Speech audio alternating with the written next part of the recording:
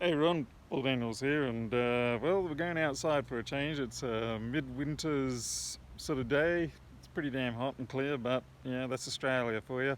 Certainly up here in the north. Yeah, I've been working on the cat enclosures the last few weeks, and really haven't made a lot of progress. But I'll give you a walk around, and you can have a look and see what's going on. Alright, walking down the side of the house, you can see the existing enclosure, all overgrown and shea cloth fallen to the ground. Got ourselves a nice pile of dirt to play with later. That's a bit of deco, as we call it, decomposed granite. And this is the one part of the first extension. So we've been putting in these copper logs. These are 3 metre run copper logs.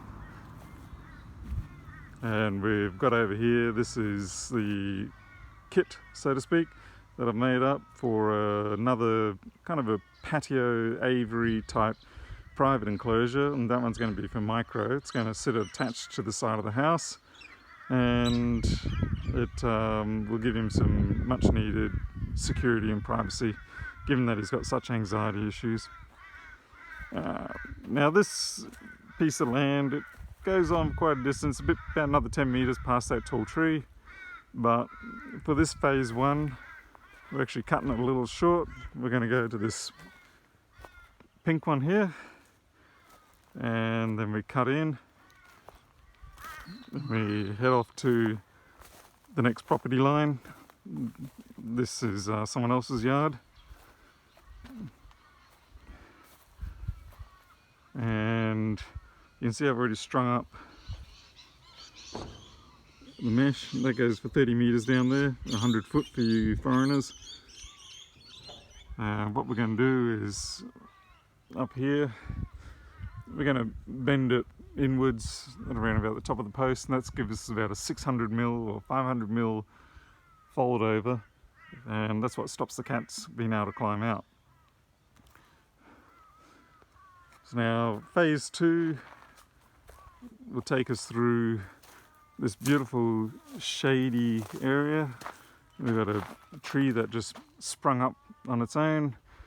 I'm going to have to probably put some sort of no climb barrier up here, because I really don't want the cats getting up into there, mostly because they can climb up and out and get into the neighbours' yards, and that's certainly not what we want. This is going to be a lot more work.